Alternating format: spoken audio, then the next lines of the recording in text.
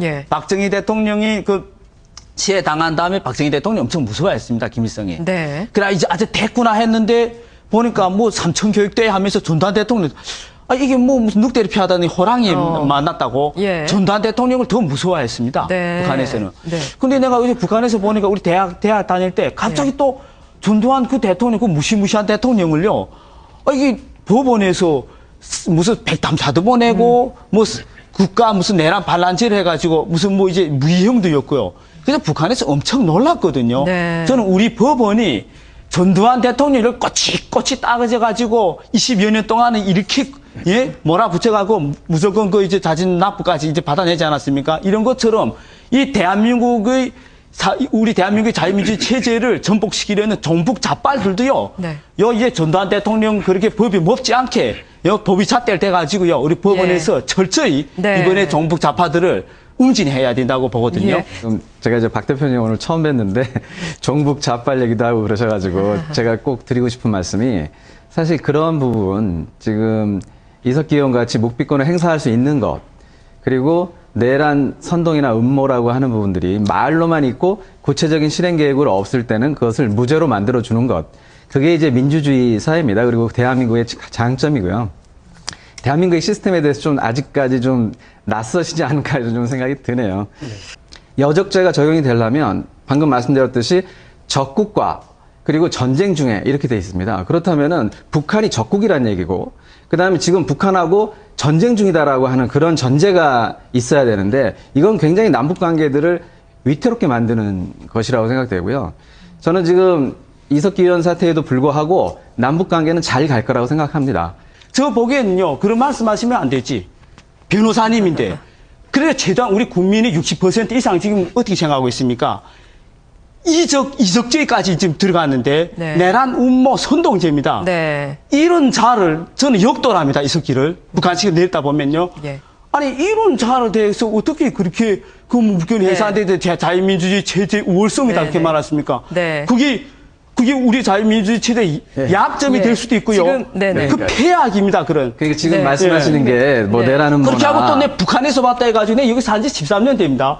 북한에 한 번도 네. 가보지 않은 무슨 뭐 북한학 교수들이 얼마나 북한을, 우리 국민에게 북한을 있는 그대로 모습대로 알게 하는데 얼마나 재해를 준지합니까? 북한학 교수들은 뭐 북한에 단 하루도 살아본 적이 있습니까? 제가 이 나라 와서 그래도 13년 살았습니다. 네. 그러니까요. 지금 지금 말씀하시는 거 저는 뭐 아니지? 그런 경험에 대해서 말씀드리는 건 아니고 그 내란 음모나 이제 선동, 여적죄, 아까 이적죄가 아니라 여적죄죠. 정확한 발음은.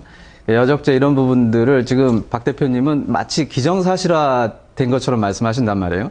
근데 우리 현재까지 헌법과 언론에 나온 아니, 그러니까요. 객관적인 내용 두고 하는 아니, 얘기입니다. 객관적인 내용이라고 그런 얘기하기에는 객관적인 내용 다 무시하고 잠깐만요. 이렇게 일방적으로 편들어서 얘기합니까? 아니요. 저 편드는 거 아닙니다. 지금 우리 민주주의 체제에 대해서 말씀드리는 거고 그거를 기정사실화하는 것은 굉장히 위험한 태도라는 거고요. 우리 헌법과 형사소송법에 무죄 추정의 원칙이 정확하게 나와 있습니다.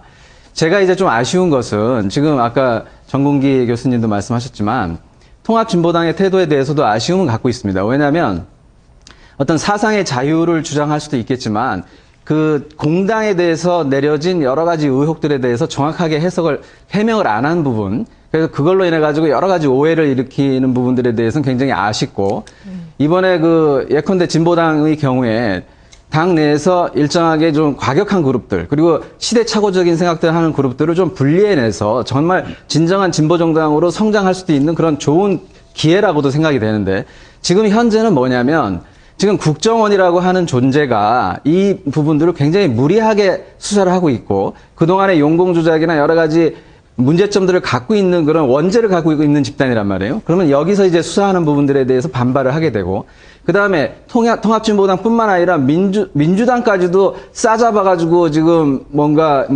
숙주다 이런 식으로 가고 있는 부분에 대해서 통합진보당은 방어적인 입장을 취할 수밖에 없습니다. 그래서 지금 정확하게 자기 입장들을 얘기할 수 있는 기회를 가지지 못한 것이죠. 그러니까 지금 방어적으로 이런 얘기도 하고 이거는 정말 네. 민주주의 원칙에 반한다라고 하는 얘기를 하는데 그 얘기는 다 맞습니다. 저는 일부만 이야기할게요. 예. 이석기란 사람이 뭐라고 얘기하는가 하면요. 우리 대한민국이 하는 일은 모두 반역적이고 북한이 하는 일을 모두 애국적이라 했습니다.